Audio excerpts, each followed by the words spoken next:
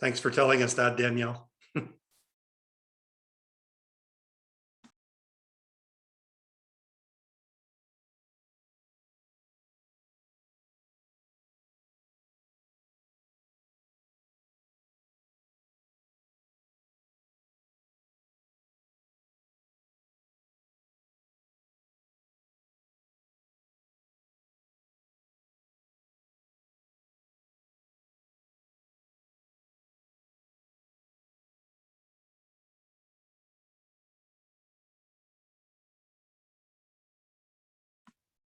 Hey, Danielle, I have a quick question.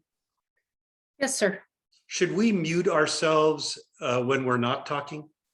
I think that's a good idea. That way we don't have any interruptions or anyone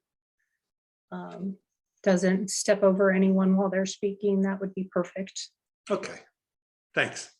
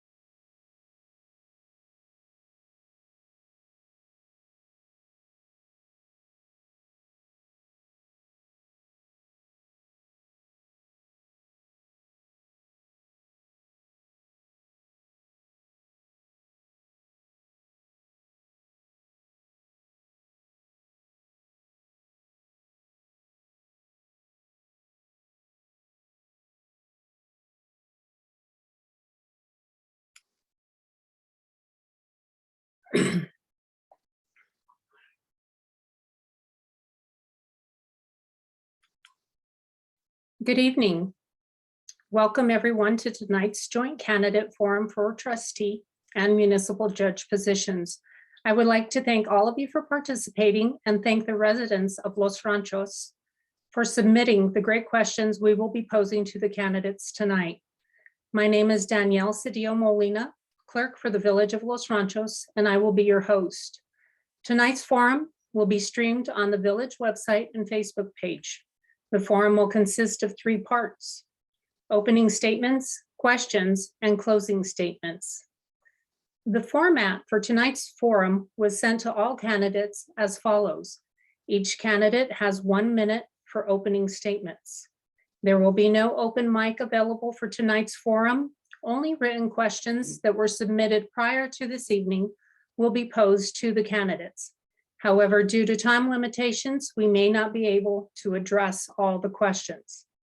All questions have been reviewed by the moderator for appropriateness and content. The moderator will alternate questions between the trustee and judge candidates. As a reminder, the questions were not made available to the candidates prior to tonight's event. Each of the candidates will be asked the same question and will have 2 minutes to respond. Candidates will be asked the first question in alphabetical order. Subsequent questions will be answered first by the next candidate in line alphabetically, thus rotating the order. Rebuttals, if any, will be allowed on the candidate's next turn. However, it will be counted as part of the response time of 2 minutes. You will see the timer on the screen, and I will be responsible for keeping the forum on track. I will notify the candidates when they have reached their allotted time and allow the candidate to finish their thought. However, if the candidate continues to surpass their time, I will then interrupt them. They will be muted and I will turn the floor back over to the moderator. Candidates cannot have or use visual aids during the forum. This includes, but is not limited to, tablets, laptops, and cell phones. I would like to remind everyone that this is a forum, not a political rally. Tonight's candidates will be introduced in order as they appear on the ballot. Vying for the 2 open at-large trustee positions for a 4-year term are Mr. Gilbert Benavides. Gil is a licensed professional engineer who previously led large teams at Sandia National Laboratories to develop products for national security. He is now a planning and zoning commissioner for the village of Los Ranchos. Gilbert and his wife Linda have lived in the village for over 37 years, where they raise their children, grow grapes, and make wine with neighbors and friends. Gilbert holds a BS degree from the University of New Mexico and an MS from Stanford University. Ms. Loretta Chavez Smith. Loretta is a lifelong resident and member of one of the oldest families in the village of Los Ranchos.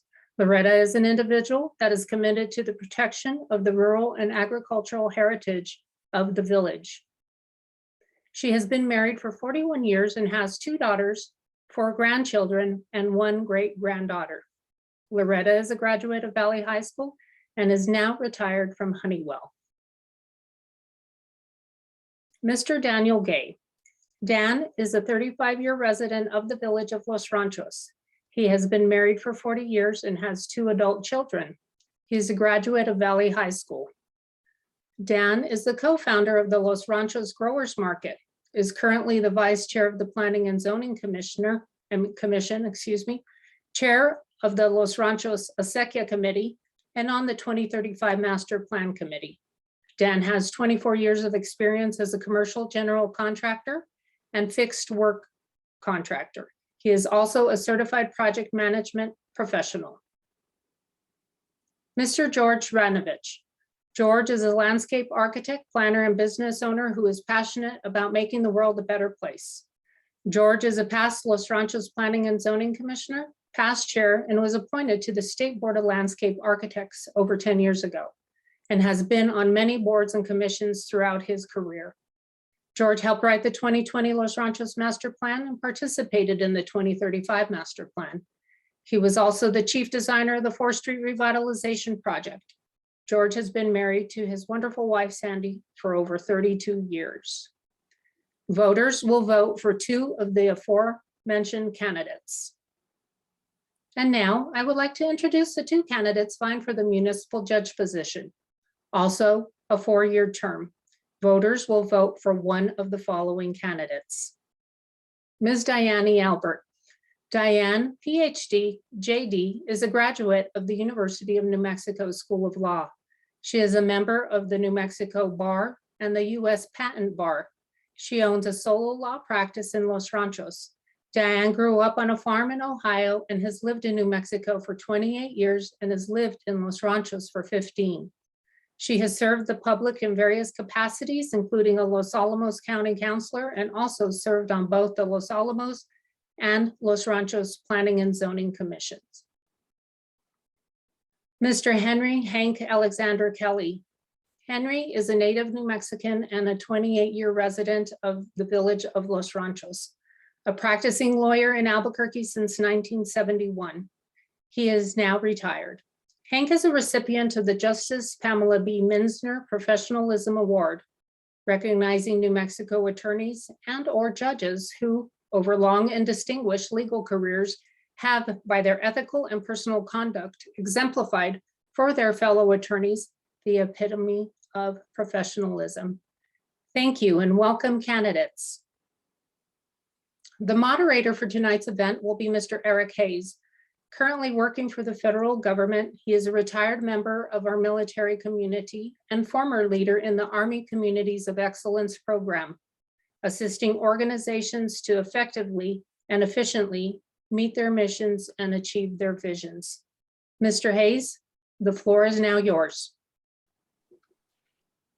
Good evening, and thank you for allowing me to moderate an important event for the village of Los Ranchos.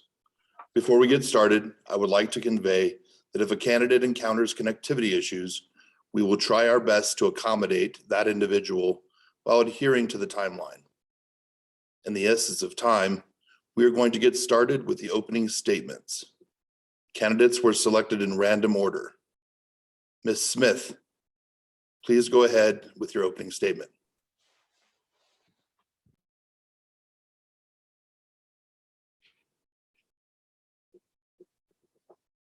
Ms. Smith, it looks as though we're having an issue with your audio.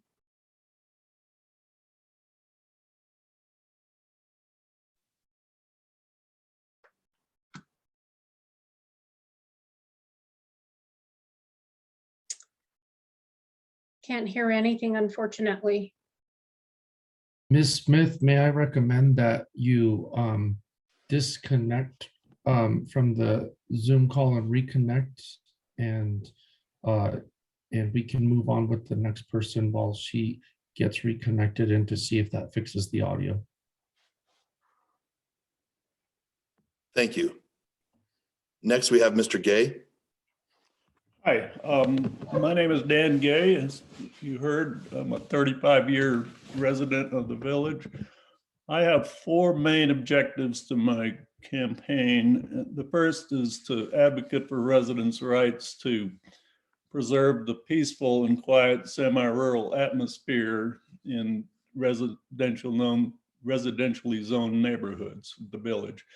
We need a board of trustees who are not afraid to push back against special interest groups, and one who will protect our residents. Second, I'm committed to holding the village administration accountable to operate with less bureaucracy, more transparency, and increase fiscal responsibility, which will improve trust in the village administration. Third, I will use my 24 years experience as president and chief operations officer of a commercial construction company to engage and promote local small business and economic development in the commercial corridor of 4th Street, Los Ranchos Village Center, and the Gateway District. And last, I'm passionate about preserving the village of Los Ranchos' agricultural and cultural identity, but I oppose all commercial operations such as cannabis operations in residential zone neighborhoods. Thanks. Thank you. Mr. Benavides. Yes, I'm Gilbert Benavides, and my wife, Linda, and I have lived on Guadalupe Trail for 37 years, where we raised our three children. They went to Los Ranchos Elementary School. I did hands-on science as a volunteer for many years there. I can tell you we rely on the ditch to irrigate our pasture, where we've had steers and that we now have llamas. We irrigate our grapes, where we produce about 1,000 pounds of grapes to make wine. Our green chili, we produce about 100 pounds of green chili. The grapes were 1,000 pounds, sorry. And so I want to bring this up because I understand the value of watering from the ditch and the irrigation. The cottonwoods, they need that water. We have very tall cottonwoods, which are just beautiful. So I support the trustee Rael to acquire open space for park north of Ranchitos. I support the mayor and the realization of the 4th Street project. So anyway, I want to say the village belongs to all of us. We are a diverse community. Thank you. Thank you.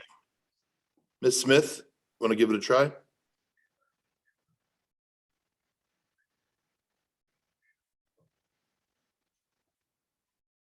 Oh no, we still can't there.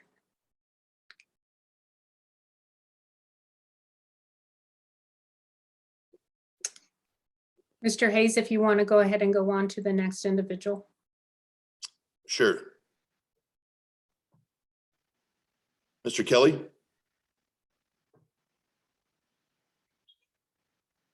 Hello, I'm Hank Kelly. I've been a lawyer in Albuquerque since 1971, born and raised in Santa Fe, married an Albuquerque girl. We live in a beautiful Meme adobe on Rio Grande Boulevard and absolutely love the village of Los Ranchos.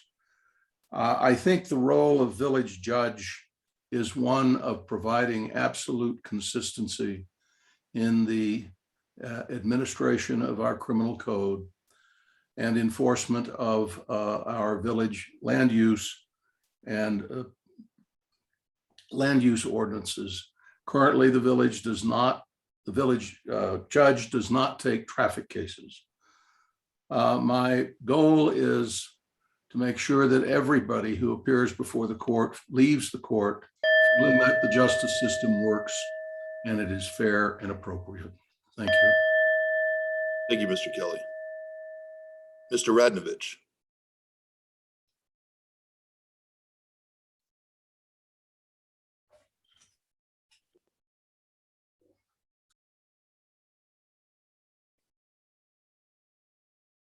Sorry about that. Hi, my name is George Radnovich. I am a resident of Los Ranchos and have been one for about 25 years. Long before that, I actually worked at Yanamoto's and worked there for 5 years and learned to love the village of Los Ranchos. And I still love the village of Los Ranchos. I believe that we have some issues in front of us in the future that are a little bit different than maybe our friends to the north, Corrales. We're a more complicated place because we're very close to urban areas, and the city of Albuquerque impinges on us from the south. And I think that's a big issue. My platform, if you will, is to improve village character, to keep 4th Street Main Street. I think it's really important.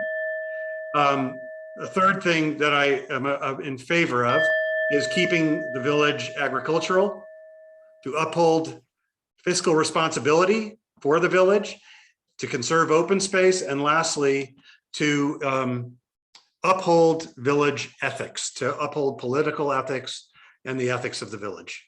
Thank you. Thank you. Ms. Albert.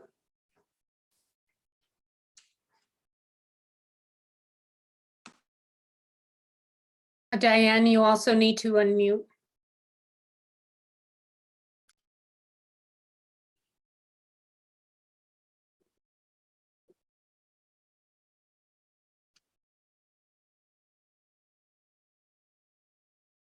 Loretta, while we're waiting, if you can hear me, maybe you can dial in with one of those telephone numbers.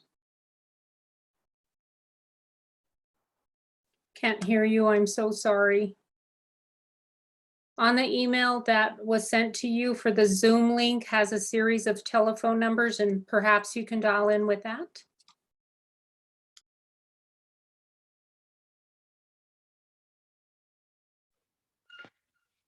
You know, I have a PhD in engineering and I still don't know how to unmute. Can hear you just fine. Can you hear me now? Yes. Okay, my name is Diane Albert and I live on Ranchitos Road. I've lived in the village for 15 years and lived in New Mexico for 25 years and came here to work at Los Alamos. I'm a graduate of UNM Law School. I am currently acting as the municipal judge. The mayor and the board of trustees, appointed me. So I'm running for election, and like I said, I would love your vote. And I know I've never been a judge or anything or a lawyer, and I'm an engineer like Gilbert and all those guys. But yeah, thank you for voting for me. Thank you. Danielle, do we want to give Ms. Smith one more try? Ms. Smith, it looks as though now it shows as you're muted. But if you can try to unmute. Oh, there we go. Let's see if we can connect now.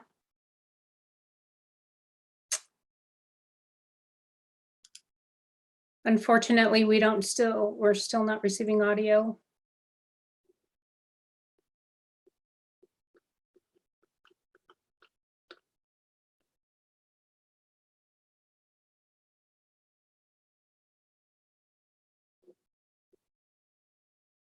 Danielle, Dan Gay here. I could patch Loretta in on my cell phone if you would allow that. She can call my cell phone and you can hear her audio through mine.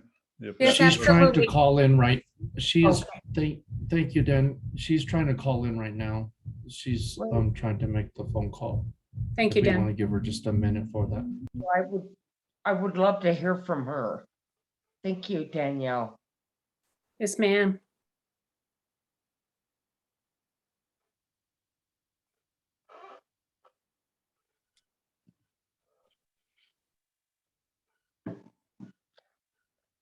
I just want to say it is such a privilege to be able, to have a forum like this. Thank you for sharing that. We're excited about tonight's events as well. Danielle, you're great. Thank you. And my brother in Ohio is listening tonight. Oh. So what we're going to do, if everybody's okay with just moving on, we can always circle back to Ms. Smith, so that way we can get started with the questioning while she works through her troubleshooting issues. So Mr. Hayes, if we want to go into the second portion of tonight's events, and then Dan, I appreciate your volunteering to help her. If she can't get on shortly, let's go ahead and see if you can patch her in. Danielle, is she the only other candidate that has not been able to talk tonight? Yes, ma'am. Yeah. All right, thank you, Danielle. We'll go ahead and move on with the questions. Thank you, Danielle. The first question tonight is for the trustee candidates. What distinguishes you from other candidates running for the Board of Trustees that motivated you to run for one of the open positions? And we will begin with Mr. Benavidez.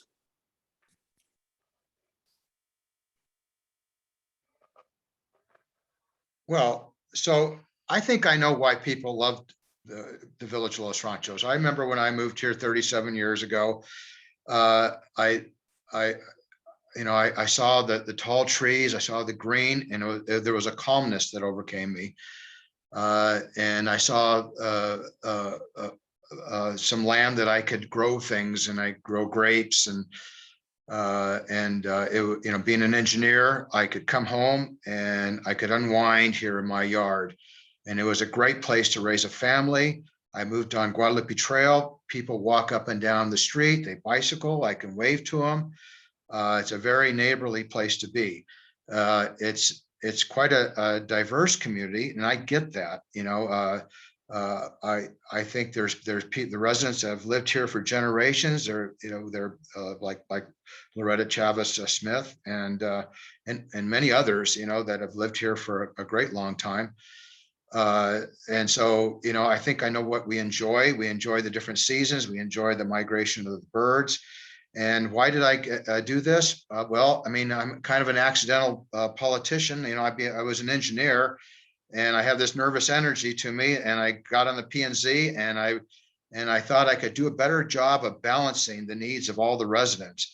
Like I said, no one person or one organization owns the village. We all own the village. We're all in this together. So I think I like what's going on 4th Street. I think I could support the mayor and revitalizing what we have going on there. Yeah, I mean, whether you agree with me or not, you're still my neighbor. So thank you very much. Thank you, Mr. Benavidez. Mr. Gay?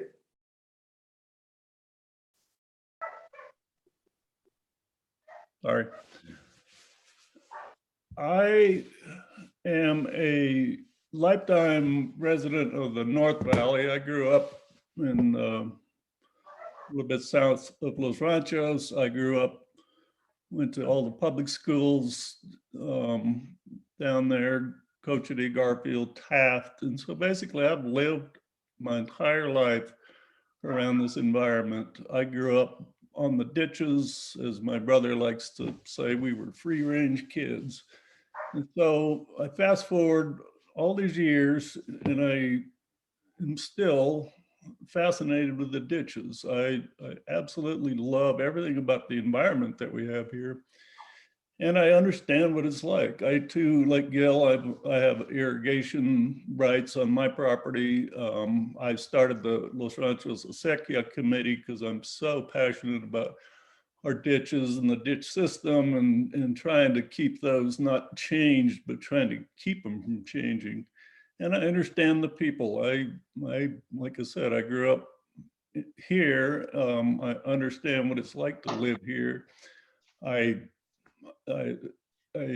identify more so with this village than anywhere that I could possibly think of.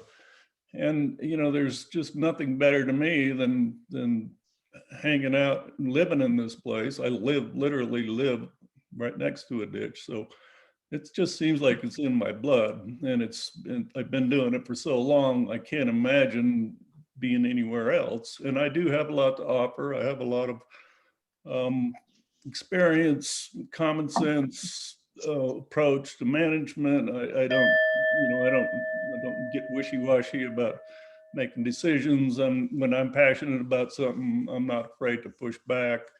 So, well, I'm out of time, but here you go. That's why I love living here so much. Thank you, Mr. Gay. Mr. Radnovich. Thank you for asking that question, Eric. I was motivated to run for this office because I think the village is at a crossroads with everything that's going on with the Village Center, 4th Street, the cannabis issues, wineries, having just a gross receipts tax to support ourselves, and what I mentioned earlier about being so close to the city of Albuquerque that some of the issues that affect Albuquerque also affect us, unlike our friends to the north. So I ran because I think I can help. I've been an urban planner and a landscape architect for many years, more than I'd care to mention at this point.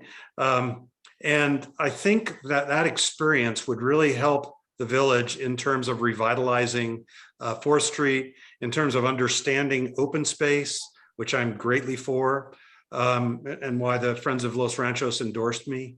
And I just feel like this is a good time for me to run. In terms of motivation, I think that those issues are big enough that they are going to continue to come up, and I'm ready to attack them, ready to be part of the solutions to them, and ready to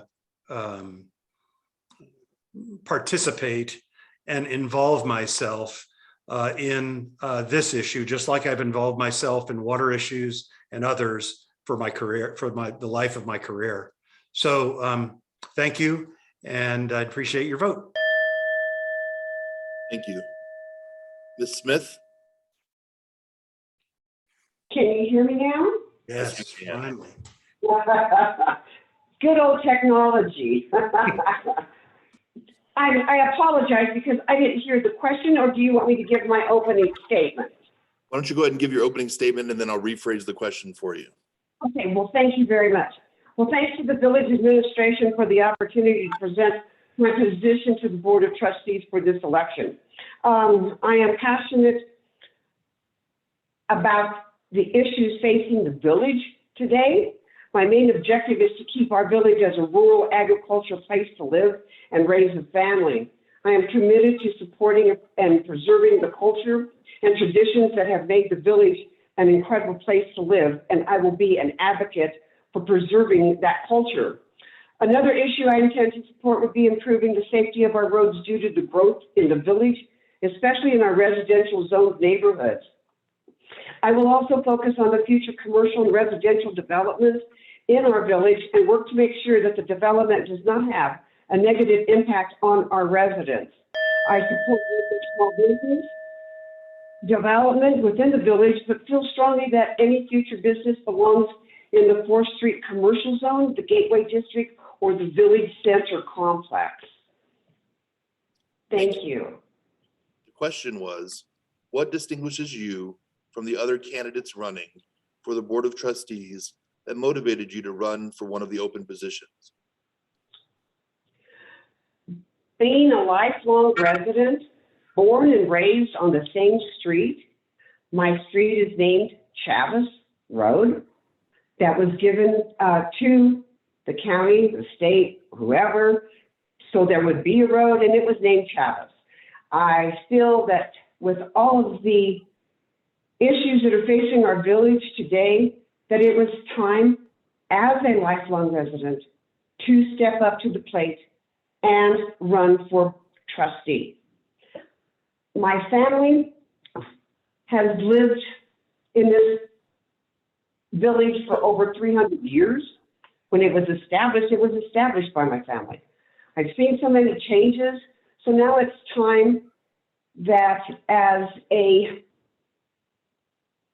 lifelong resident, for me to advocate for the preservance of our culture, of our village, and for, especially for the residents, all of the residents of our village. Thank you. Thank you. The next question will also be for the trustee candidates. What do you see as the biggest challenge in the village, and what would be your plans to address it? We'll begin with Mr. Gay.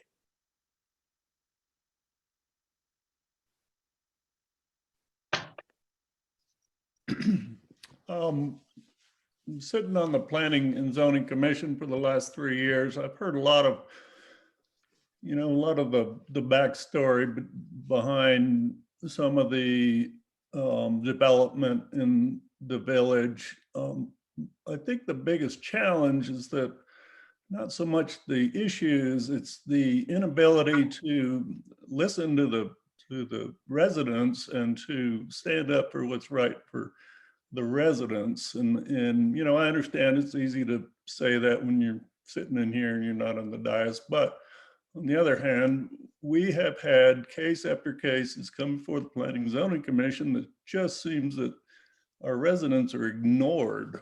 And I just don't think that, you know, that's setting a bad precedent for the future. And so when we go up against hard issues like cannabis or commercial development or, you know, any of these other big topics, if we continue to ignore the residents, as I believe that we have, and we begin just to be kind of apathetic about their rights and how that affects their families, I think, you know, it's gonna translate to every single issue that we have, whether it be cannabis, new wineries, new roads, businesses, doesn't really matter. I believe that that's one of the things that I can bring to this Board of Trustees, the ability to kind of bring back the focus on the residents of the village and not get lost in all the details and the minutia about what could be or what if.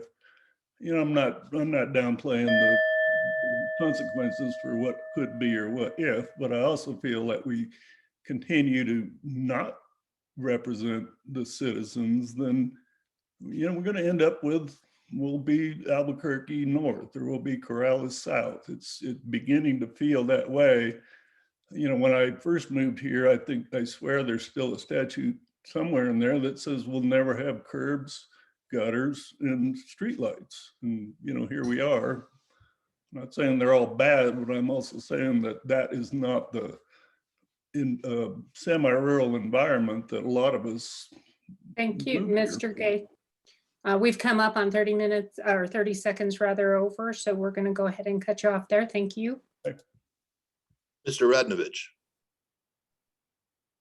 Boy, as I said before, the village is at a crossroads and we're facing quite a few issues. I guess what I would call the biggest issues are keeping and maintaining our character as the forces of urbanity are pushing on us from the north, and the kinds of development that's going on in the south. Another issue I think that's going to be very important after listening to the trustee meeting last night about cannabis is how to deal with cannabis, and separate from wine and from beer and from other intoxicants, what it should really be treated as, or how it should be really treated. A third thing is the health of 4th Street. You know, we built 4th Street, and while I disagree with Mr. Gay on the curbs and the lighting, it was important for the safety of 4th Street. The health of the villages on 4th Street just hasn't followed suit with the design of 4th Street. And so I think one of the issues that needs to happen is to support those businesses, try to create assistance within the village center area, such Right. as facade improvements, or maybe incubators, or that kind of thing to help them be healthy, because there's only a handful of healthy businesses along the 4th Street project. The other thing is we need to do that without affecting the character and the safety and the quiet of those neighborhoods surrounding 4th Street, both on the current project and on the future project Right. that's moving towards the north. Thank you. Smart. Thank you. Ms. Smith? Yes. Today, after hearing on the meeting last night, planning and zoning meetings, and everything that's happening in this village, as Mr. Radovich said, we are definitely at a crossroad, and our biggest thing is our businesses on 4th Street. We have neglected, as a village, those businesses, or even the business that could be had on 4th Street. So I would like to see us as a village, Board of Trustees, even the village residents themselves, to come up with a better plan as to how to bring in viable businesses along 4th Street. We have a beautiful long road for business. And I would like to try to develop some kind of support group to make this happen. There's a lot of people out there that could put a business on 4th Street. Do we advocate or support that? We have not been that friendly as far as businesses go. We need to keep it in the rural atmosphere and setting. We have, there's the diversity on 4th Street is right now hodgepodge. And I call it a quilt of many businesses and different businesses. I'm sorry, I'm a quilter. So I just think we just need to start focusing on how we can make our village for the business people. Thank you. Thank you. Mr. Benavides?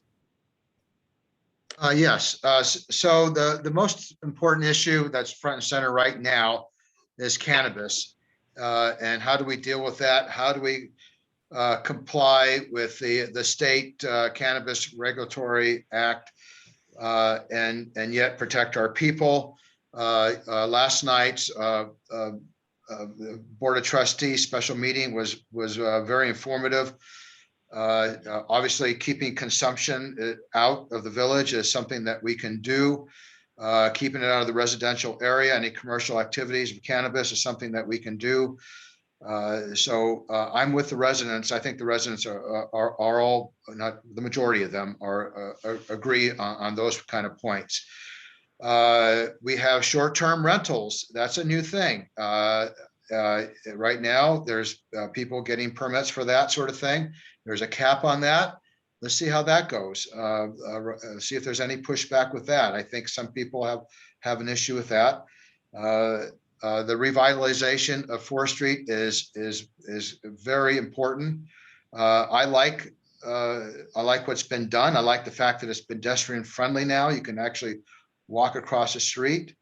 I think we're creating the environment for those businesses that we want to see established on 4th Street. I think we've done a great job of creating that environment so that they will come in.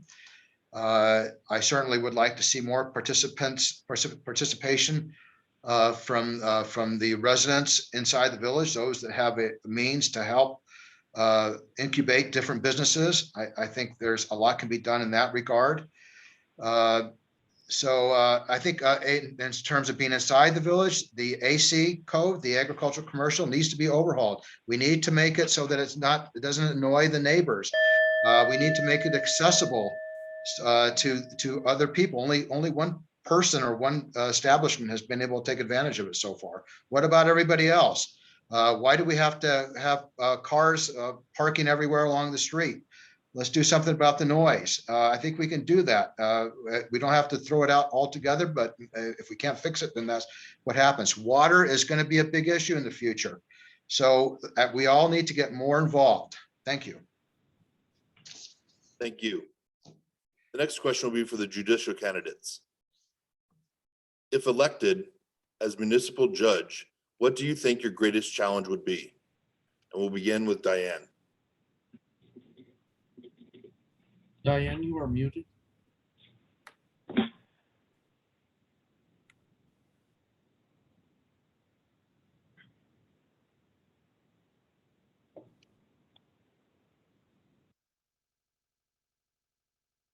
Hi, can you hear me? Yes. Thank you. Such a pleasure.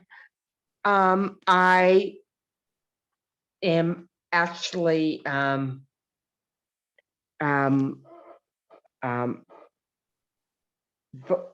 judge right now.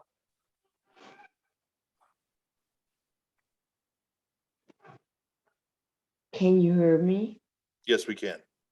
Yeah, I'm actually a judge now.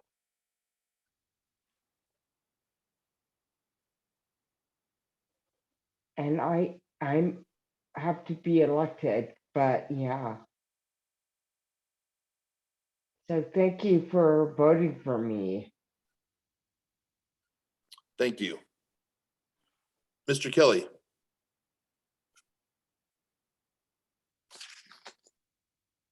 Mr. Kelly, you are also on mute. Sorry.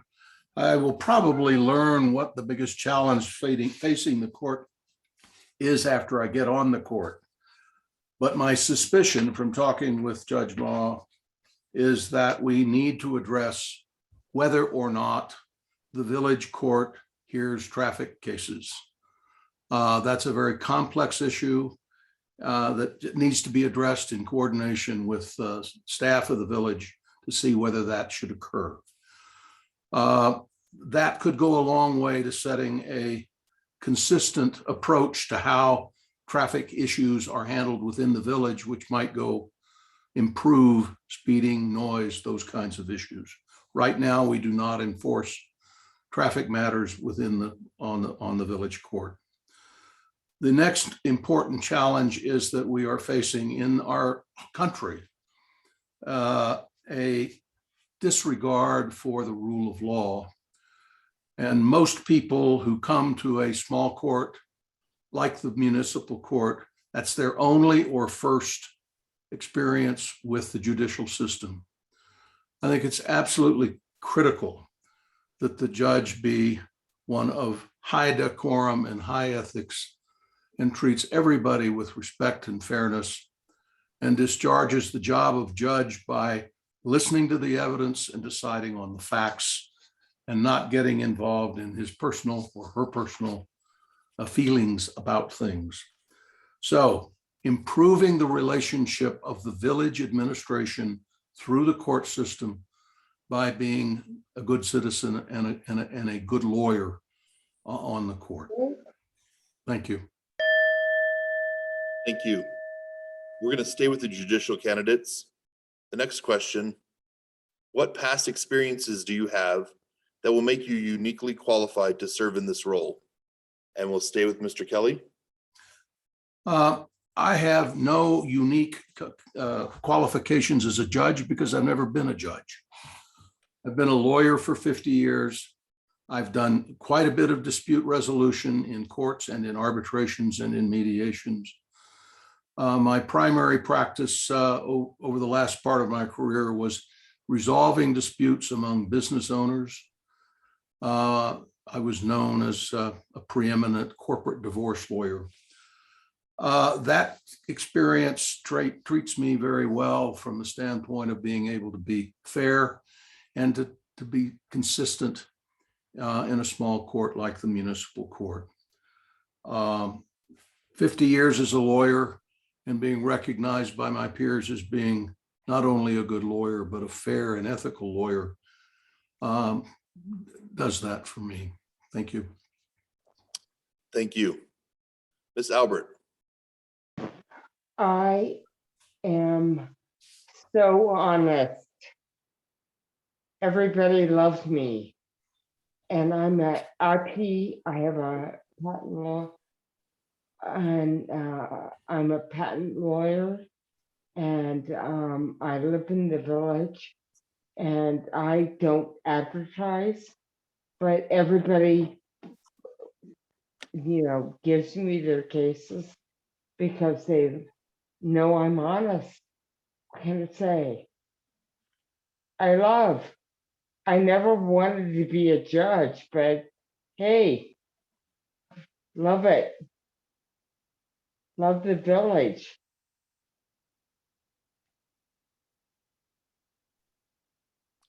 Thank you. The next Thank you. question will be for the trustee candidates. Speeding Thank has you. become an issue in the village as most commuters utilize the side streets as thoroughfare to get somewhere else. Describe what your efforts would be to mitigate traffic and reduce speeding. And we will begin with Mr. Radnovich. Boy, thank you for asking that question. Over the past couple of years, I've noticed people running red lights from a complete stop.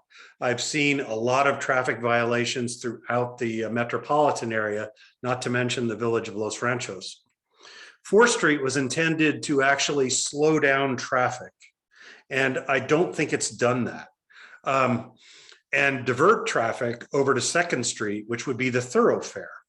I think the reason for that is that we don't have sufficient policing of the speed limits along 4th Street. As the rest of 4th Street develops, and hopefully it stays, I haven't seen the plans, but hopefully stays a 3-lane road from Pueblo Solano north to Farm and Table, that should help. And I know from talking to the county that they are in full support of then making the rest of 4th Street from there up to Alameda a 3-lane road. The other thing that I think could help, and I know speed bumps are horrible in some cases, but wide streets like El Pueblo could use other kinds of traffic calming devices. I think Ann Simon recently striped, or maybe it was the mayor, recently striped El Pueblo, which was probably a good thing. It does help to slow down traffic. So do trees, so do curves in roads, so do pedestrian crossings. All of those things help slow down traffic. But I don't think anything like speed bumps should be used except for residential neighborhoods. Thank you. Thank you. Ms. Smith?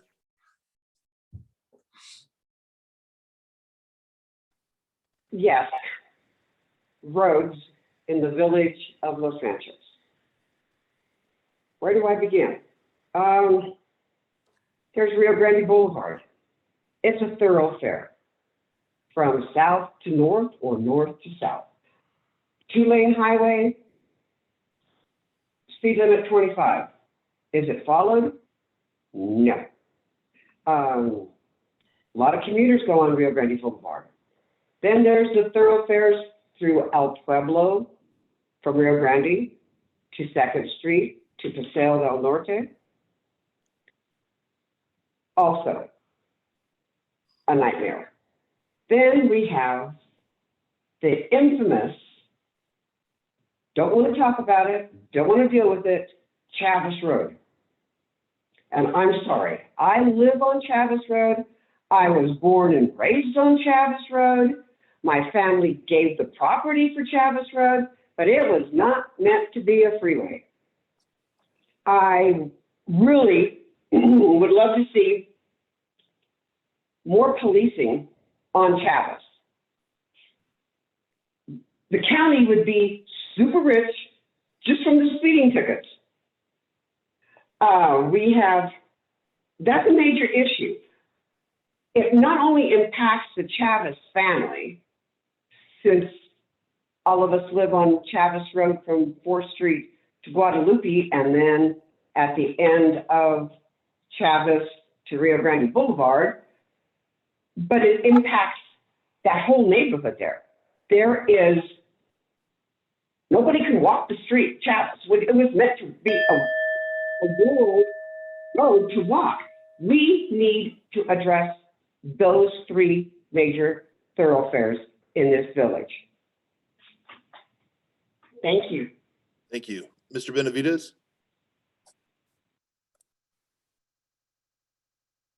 So I agree with the other 2 candidates. Enforcement could really help a lot.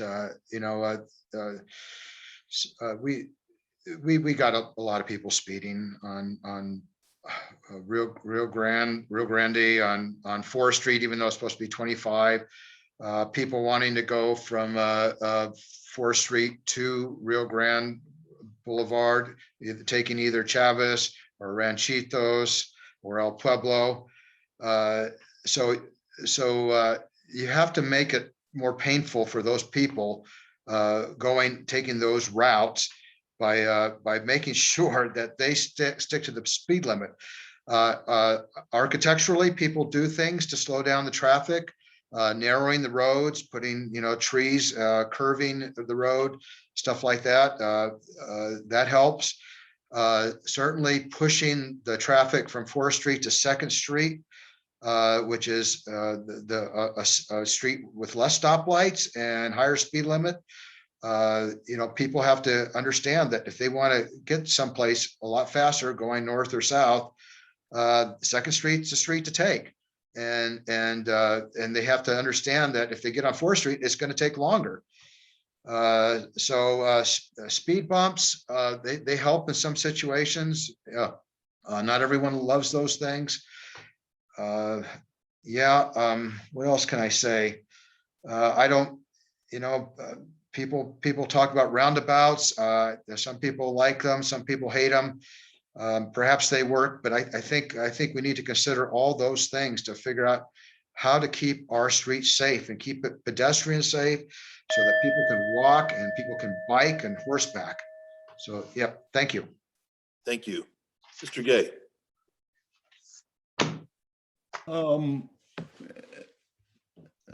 As a licensed general contractor, commercial contractor, I have built hundreds of road extensions, roundabouts, traffic calming devices. They're all easy things to fix. It's just a matter of money. And this is where I think we misprioritize some things in the village. We spent $7.5 million for 1 mile of 4th Street.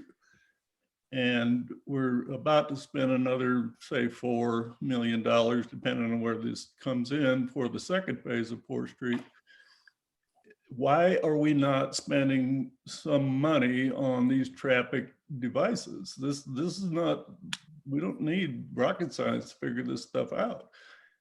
It is, again, just I think the administration is just not listening to the people. I've heard people complain about the safety in the village for years, but so it just comes down to resources. I'm not saying we shouldn't pave 4th Street, the 2nd phase. I'm saying we should prioritize the revenue in the village and start putting it where it really makes sense and where it impacts people more. And I don't know of one single place that could use it more than Chavez Road. Yeah, I know we have a budget for a multi-use, multi-trail system going down Traffic Road. And that's probably a few years out, and it's a good start, but that's $585,000 or something to that tune to do that. So it's we're not listening to people who live here, who pay these taxes. we need these services. I'm not at all against improving businesses or other roads, but I think we could prioritize the revenue that we have coming in, balance our budget a little bit better, and be able to accomplish, the safety first, and pretty looking streets maybe comes later. Thank you. Staying with the trustee candidates, the next question. Share your thoughts on preserving the agricultural heritage of the village while supporting and enhancing economic development. And we will go with Ms. Smith first. Thank you. Oh, preserving our rural heritage. What can we do? It's going to take the residents of the village to all come together. So to preserve what we have. We have not included the residents as to how we're going to preserve our village. We've gone ahead and we've done some stuff that did not make it right for some of the villagers. And this is just a really hard thing to do because we have the outside influences of wanting to modernize our village and not keep it rural. There is just a lot of work and thought that needs to be done to be able to preserve our rural heritage and our village. Thank you. Thank you. Mr. Benavides, you're next.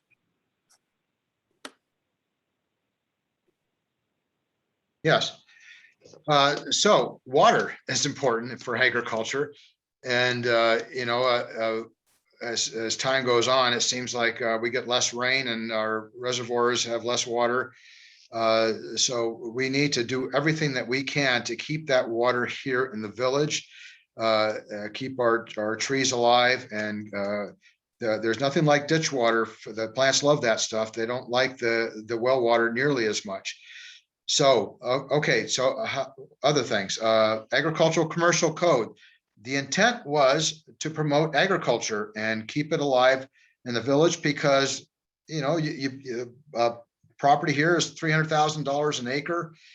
You don't just buy it for farmland. So it had the right intent. It's not working like it's supposed to. Only one person or one establishment has been able to take advantage of that AC code. That is not right.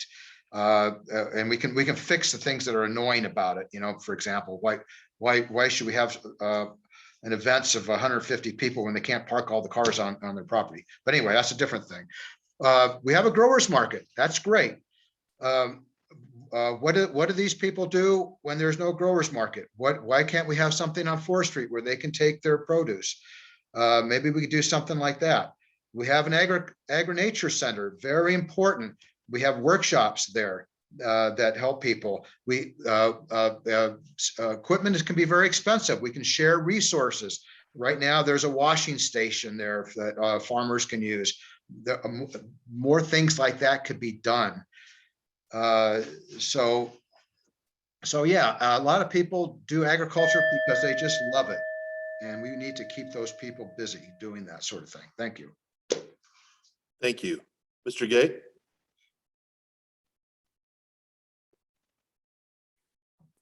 So 35 years ago, or 30 years ago, myself and Dan and Kitty Kravitsky got together and we decided we needed a place to, we started the Village Growers Market, just 3 of us. There was no lavender fields, there was no wineries, there was none of the, the marketing stuff that you see now. We thought that that's a really good idea to help local growers get rid of their excess produce And that's how that started. And, fast forward all these years, it's pretty much the center point of the marketing efforts for this village. But we did not see wineries or not so much wineries. I don't like to pick on that. I mean, wine producing facilities is actually being agriculture. Yeah, we knew greenhouses did. We didn't see, cannabis being a agricultural crop. We didn't see greenhouses being part of the problem. So, this stuff, it changed over time. I think we need to pay attention again to the village, the roots of the village, and where this stuff all comes from. I do understand that there's progress and we have to, things get called agriculture and there's zones and some of this stuff. But this again is why we need some common sense direction in the Board of Trustees that goes back and does what, or stands up for the rights of the villagers in areas like this. I started the Village Acequia Committee just for that reason.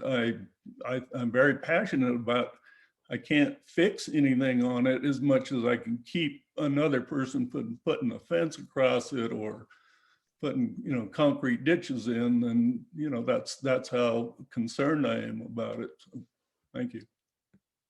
Thank you. And Mr. Radnovich.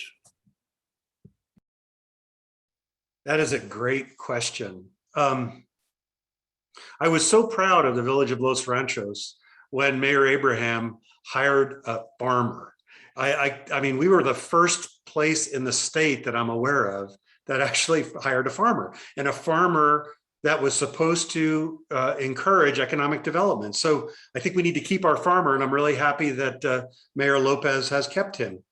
The other thing I wanted to mention is the acequias. I think Gil mentioned that.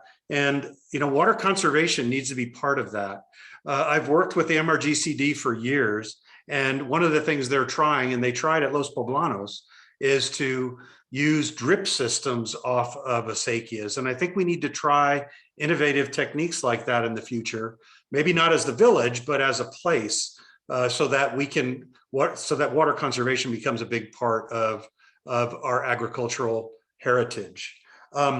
I support businesses that are like Los Poblanos and the growers market, not really a business, small businesses, I guess, but I support them because that's exactly what economic development and agriculture means. Los Poblanos has grown a national reputation for that exact thing. I do also think that affordability for new farmers coming in is really important. And as you know, I think either Gil or Loretta mentioned that we have a very expensive place to live in the village, and we need to make it affordable for farmers to want to farm here. And then the last thing I was going to mention is 4th Street actually has edibles on it, and there are fruit trees at every bus stop. And I think a lot of the landscapes that we do from this point forward needs to include edibles, especially in the village of Los Ranchos. Thank you. Thank you. Our next question is for the judicial candidates. Please describe the most challenging ethical dilemma you have encountered and how did you handle it? Ms. Albert, are you still on?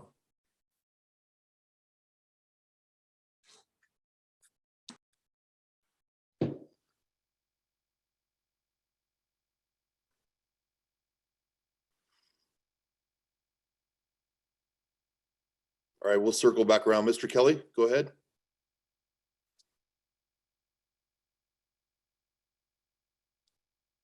The most challenging ethical dilemma I think a lawyer faces is when a client wants to behave badly in order to accomplish a result.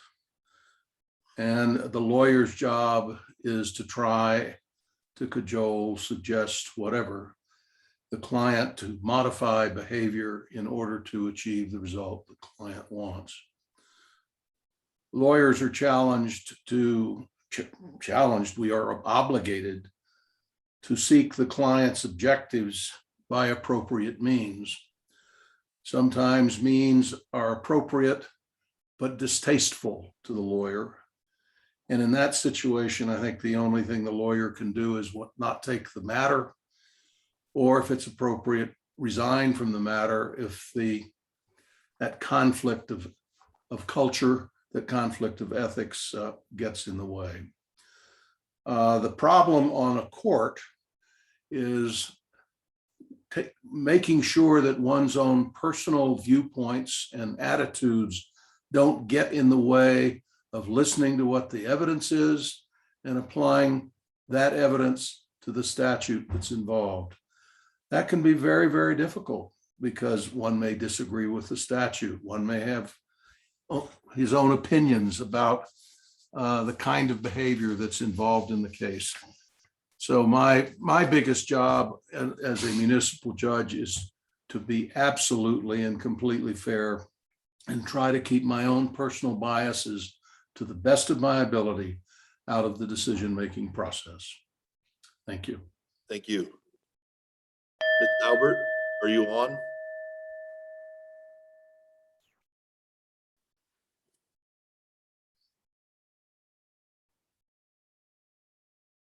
All right, we're going to go ahead and move on with the next question for the trustee candidates. How do you envision working with the community to make sure interests and input are reflected in the board's goals and agendas? We're going to go ahead and start with Mr. Benavides. Well, I mean, I think you got to just talk to the people, and you have to recognize that no one owns the village. We all do, and there's a diversity of people here. You know, we have the residents that have been here for generations. They're feeling like they're being squeezed out. You know, property values are going up. They remember a very rural place. It's not a rural place anymore. It's a semi-rural village. We have people like myself that are somewhere in the middle. We're doing fine. We don't have the big estates on Rio Grande Boulevard, but we love this place. We understand why people live here. We like to see the change of seasons. We like to see the migration of the birds. We like the shade. We like the nights when it cools down and the breeze flows along the river. And we have people that have quite a bit of money and wealth, and they belong here too. But I'd like to ask them to give back to the village and join the other neighbors and recognize them as neighbors, invite them into their homes and talk to all of us and tell us what is important. We should make ourselves available to all the residents. I noticed that the trustees started having a booth at the growers market. That was a good thing to do, you know, just to be out there, let people email you, use social media to reach out to people. So all these things are helpful, and just be respectful of people. I think that if you're not respectful, people won't open up to you. So those are my comments. Thank you. Thank you. Mr. Gay? Could you restate that question again, please, Eric? Sure will. How do you envision working with the community to make sure interests and input are reflected in the board's goals and agenda? It's a great question, and it's one of the disconnects I see between, don't get me wrong, I'm not advocating that anything wrong with the administration. I've known Don Lopez for a long time, and all the people down there are really good people, but I don't think that we as a group listen to the people enough. I spent a year 2 times a month for a couple hours each time on the 2035 master plan committee. I learned so much about this village that I did not know. And I don't know how else you would ever learn that, but I read every single survey. I showed up for every single meeting. I listened to every single residents' concerns. You know, some were so far out and some were, you know, identical to mine, but it's all there. We have that there. We just don't listen to them. We do not have, there is a disconnect between driven to increase revenue versus to pay for some of the expenses we have. And again, I don't think that's prioritized very well. There could be 1,000 ways to work with residents and to listen and talk to them. But if we're not, you know, if there's not a one system that's going to fix all that, it's just simple, plain. Go to a planning and zoning meeting, read the notes, talk to the 140 people who are in opposition to something, or 20 people that were supporting something. I think it's all there. I just think we're ignoring them, and I think that's what one of the biggest challenges to facing this village for the future is that we are just not listening and we are not acting on what our residents say. Thank you. Mr. Radnovich.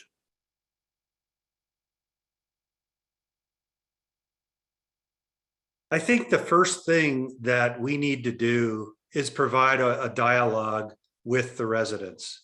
The only real time the residents have to talk in an open dialogue and an open meeting is that short period of time at the beginning of trustees meetings, or if they have something going on that they're affected by.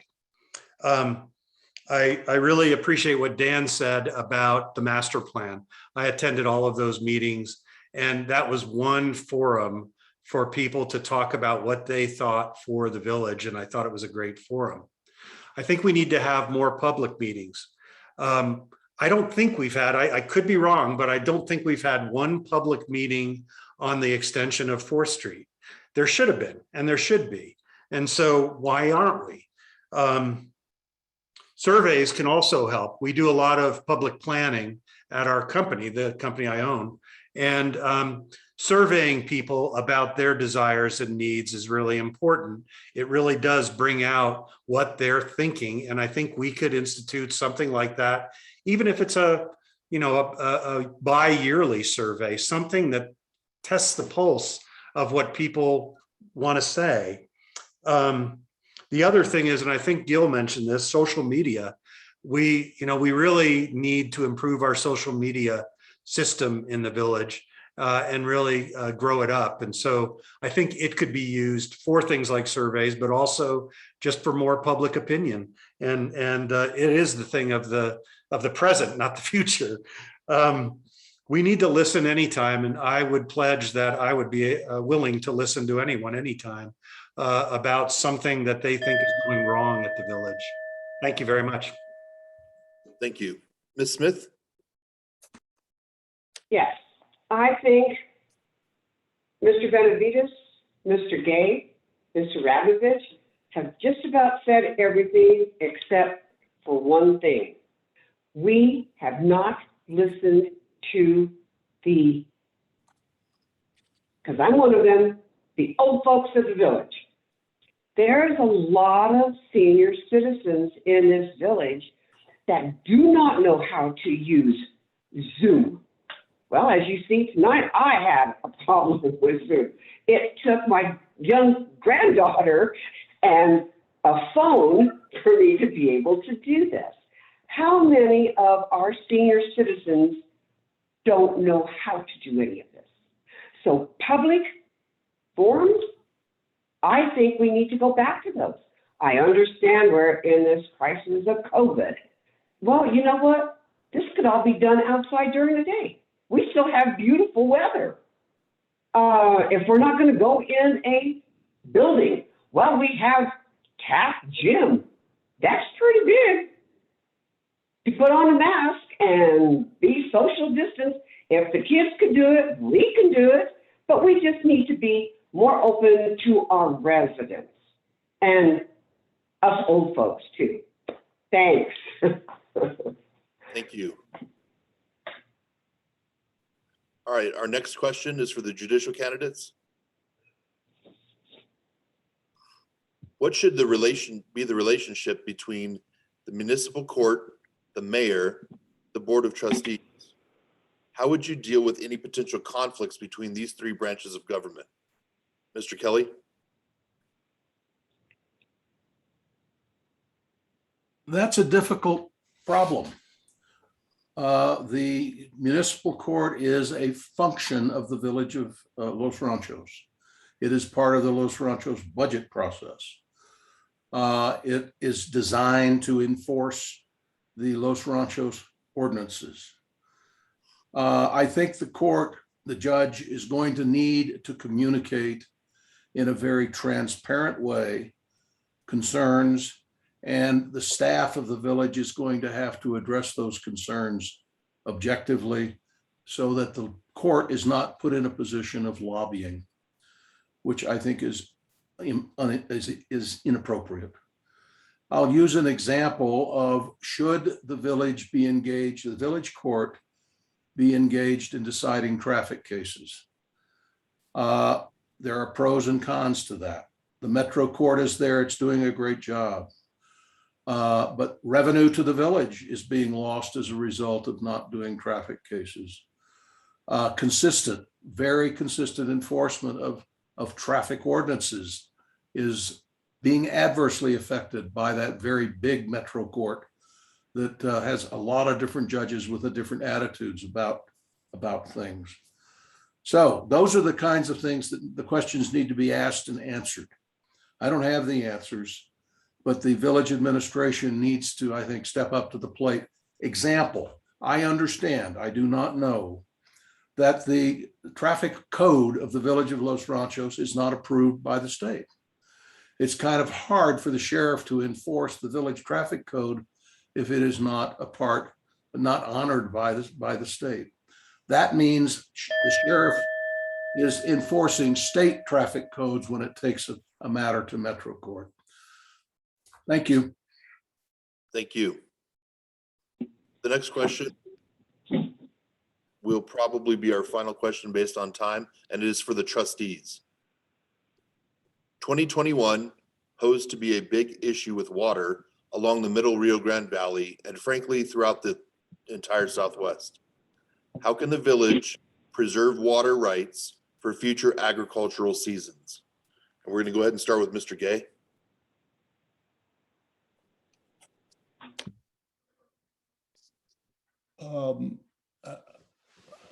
I don't know that the village can or should preserve water rights. Water rights, as most people know, this is a pretty long, deep legal system, and so I think it's more than this village is capable of doing. Now we have, I personally have stepped up to try to help, preserve our acequia system where I can. And again, I didn't say I'm improving anything. I'm just trying to not let it get worse. Water rights themselves, it's a whole different story. When you buy a piece of property in Los Ranchos, and if you're lucky enough, like me and Gil and the Chavezes, to have irrigation rights, then that's good. You don't ever want to lose them, but that's about as far legally as far out as we can get. I think the village could, have well, it has a really good relationship with the Conservancy District now. I've seen a great improvement in the last few years with the MRGCD. I think it's a lot of the Conservancy itself. They've got some new leadership down there. We have a village resident who's a board member. So those relationships could improve and we could learn a lot from them.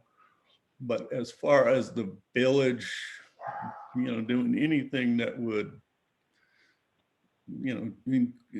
change the water rights, I don't think that's probably not something that's going to happen.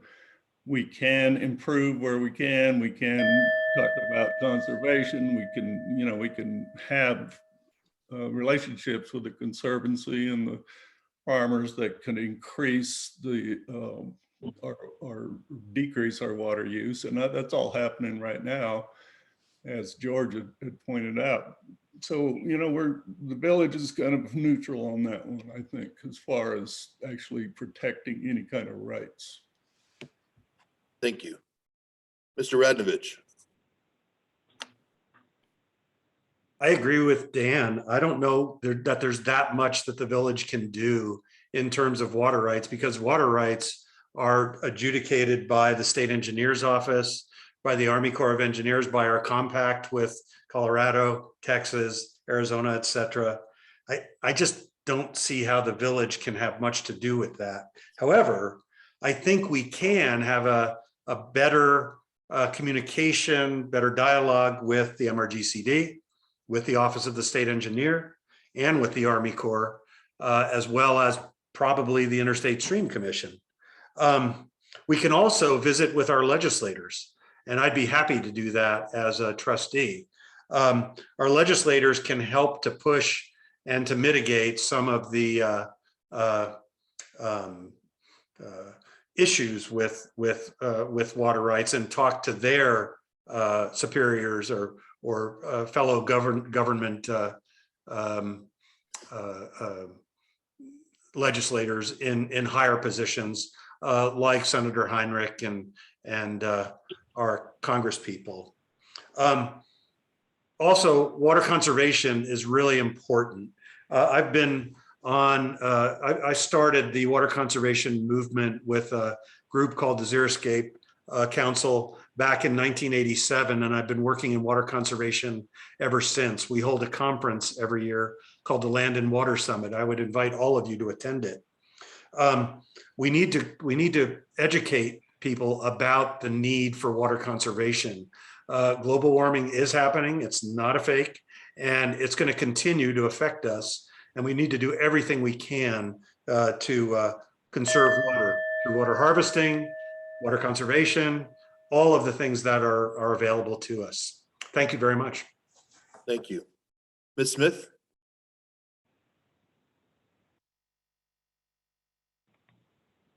Okay, I do believe that Mr. Gay, Mr. Radovich has pretty much hit the nail on the head. The only thing that I can say as far as water conservation is that when we can control Mother Nature to be able to get all of the water that we need, to go through the ditches, to be able to irrigate when we want to irrigate, let me know. We will be wealthy, okay? All joking aside, water conservation is very important. And again, I think more so is that we need to educate on how to conserve water. We as farmers out in this village, in the village of Los Ranchos, never had to worry about water at one time.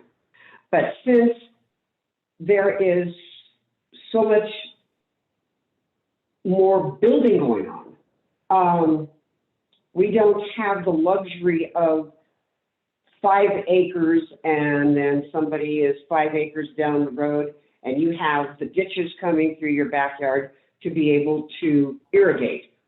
Unfortunately, our family, our ditches were taken away from us. So we don't have the ditches running in back of our property anymore. So we don't irrigate. But anyway, we just need more education on water conservation in our times today, because we are going through a drought, and this is not anything new to the village of Los Ranchos or the state of New Mexico or the Southwest. We're desert. So we just need more education and be more transparent about the education on conservation of water. Thanks. Thank you. Mr. Benavides. Yes, so if I understand it correctly, there are 2 different kinds of water rights. There's a surface water right, and then there's a groundwater rights. I don't know if you can purchase these sort of things or not. But you know, I know when I first moved here, the water level underground was about 22 feet, and it was hard to pull up the water with a centrifuge pump, and it dropped, and the pump was basically useless. It's since come back up. I think maybe the diversion into the Rio Grande River has helped that. I'm suspecting that's part of the improvement. So acquiring water rights and preserving are two different things. Certainly, if we abandon our ditches, we lose some water, surface water rights. I think conservation, we can use it when we can, but again, that groundwater needs to come up high if you want to keep your cottonwoods alive. And when you flood irrigate, you put a lot of that back into the ground anyway. So better management. I know I irrigate off the rice lateral, and the problem with that is they only put water there once every 2 weeks, and of course it's gone now.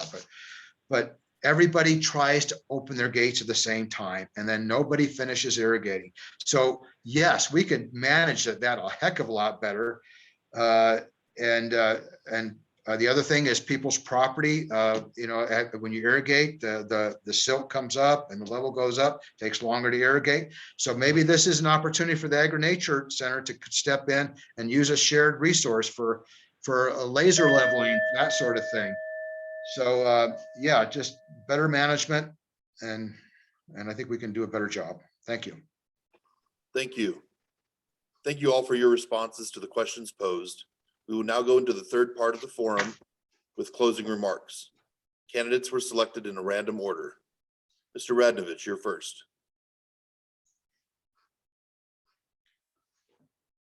I believe in Los Ranchos. I believe that I can help Los Ranchos in many ways. And I'd like you to help me help Los Ranchos by voting for me. I would like to advocate for improving and continuing to grow the character of our village. I think we really need to differentiate ourselves from our borders and within the village at the new village center and other projects and other forums we have within the village.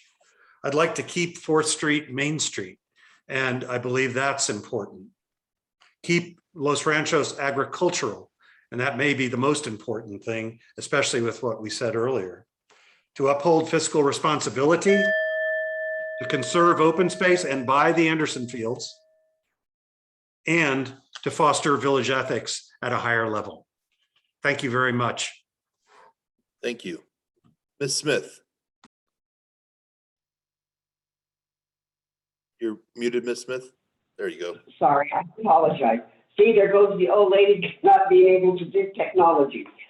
In closing, I want to thank the village administrators for the opportunity to present my platform for a position on the Board of Trustees, and thank Mr. Eric Hayes for taking time to moderate this forum.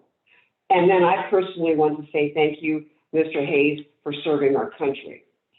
As a lifelong resident of the village, I am passionate, committed, and focused on leading the residents and commercial owners to plan for the future of the village of Los Ranchos de Albuquerque, which is why I am running for a position on the Board of Trustees.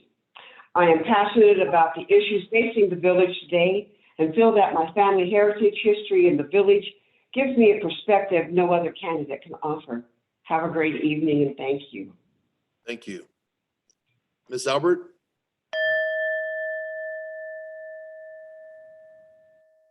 All right, Mr. Kelly. You're muted, Mr. Kelly. Thank you. I'm running for the position of municipal judge. As a 50-year lawyer engaged in a lot of different kinds of transactions and dispute resolution, I believe I have the qualifications to do a good job. Do keep in mind that the municipal judge doesn't require a lawyer, so we're uniquely lucky that we've got 2 folks running who are lawyers. I believe that there are difficult people in the courtroom, both lawyers and parties, and governmental staff who come to the court. And the way to deal with those folks is courteous, firm decorum, particularly in a court, as I've said before, which may be the participant's only experience with the judicial process. I think the court needs to do a better job of coordinating with the village staff in terms of what the court's role could be. Thank you. Thank you. Mr. Benavides. Yes, I would like to close by talking about two people that I admire in the village that illustrates the diversity of the village. One person being Penny Remby, the other one being Filomena Griego. So Penny Remby has Los Poblanos along with her family, Matt. And anyhow, she's a person of means. So she served as a trustee. She had the vision to do the lavender in the village. Great success. So she has given back to the village. There's a lesson to be learned. Let me tell you about Filomena Griego. She was born and died in a small adobe house across my street. This is part of her heritage. This is part of her family. She was widowed with two daughters. She did the best she could. She put them through college, and to make ends meet, she had to sell some of her property. She did not sell an investment. She sold her heritage. That hurts. She did the right thing. But you got to understand, she was not bitter. She was a good neighbor. So whether you vote for me or not, you are my neighbor. Be a good neighbor, but I hope you do vote for me. Thank you very much. Thank you. And Mr. Gay. Yeah, so I have 35 years of volunteer service work with the village, starting back when we started the growers market, and all the way up to a couple of years ago when I started the SICYA committee. So I'm in this for life. I will tirelessly advocate for residents' rights to preserve our semi-rural atmosphere in residential zones. I don't think we can afford to have an administration, a board of trustees, or a planning and zoning commission that won't push back, do the hard work it takes to protect the residents of the village. I will work with the village administration to operate with less bureaucracy and more transparency. We need to have some little higher trust in a lot of these operational units that we pay for. So that is another one. My experience as a general contractor is in running a small business for all these years is an asset to any kind of business development. And that would be a good, solid person to have on your side as someone who's done this for a long time. And again, as I just pointed, my passion for preserving the village is deep. It just won't go away. I grew up here, not here, but I grew up on the ditches of the North Valley. I live on a ditch, I irrigate up a ditch.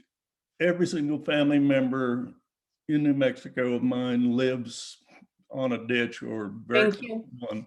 Mr. Gay. We're going to have to wrap that up. Thank you so All right. much. Did you want to conclude your thought? No, my passion just gets ahead of me sometimes. Okay. Thanks. And I Wonderful. wanted Thank to you. thank Danielle for another great job. And Eric, we appreciate your time as well. Of course. Thank you. Before we conclude, I would like to turn it back over to Ms. Cedillo Molina. Oh, thank you, everybody, for participating tonight. There's so many great and wonderful questions, and we apologize that we didn't get to many of them just due to time. But again, we appreciate your time that you gave us tonight and to the residents of Los Ranchos. I want to thank Mr. Hayes for assisting us tonight, and I'd like to remind the residents that there are 20 early voting convenience centers throughout Bernalillo County, with one site located in the village of Los Ranchos, in the village at Los Ranchos Via, 6601 4th Street Northwest, Suite U. Early voting is beginning on Saturday the 16th and runs through Saturday, October 30th. New Mexico law now provides the opportunity for same-day registration, allowing people to register to vote or update their voter registration immediately before voting in a statewide election during the early voting period. There will be 72 Election Day voting convenience centers available throughout the county, with 2 located in the village, Los Ranchos Via, as well as Taylor Middle School, at 8200 Guadalupe Trail Northwest, and then one right outside the village at Valley High School at 1505 Candelaria Road Northwest. Polls will be open from 7 a.m. to 7 p.m. on Election Day, Tuesday, November 2nd. Please visit the election page of the village website for all voting locations and times. This forum has been recorded as you were notified initially, but it will be placed on the election page. So people can go back and view this at any point. Now, this concludes tonight's forum, and I would like to thank the candidates for their participation and willingness to serve their community, and the residents for submitting some great thought-provoking questions. So that wraps it up, and I want to say goodnight to everybody. Thanks again so much for your participation, and good luck. Thank you very much. Thank you.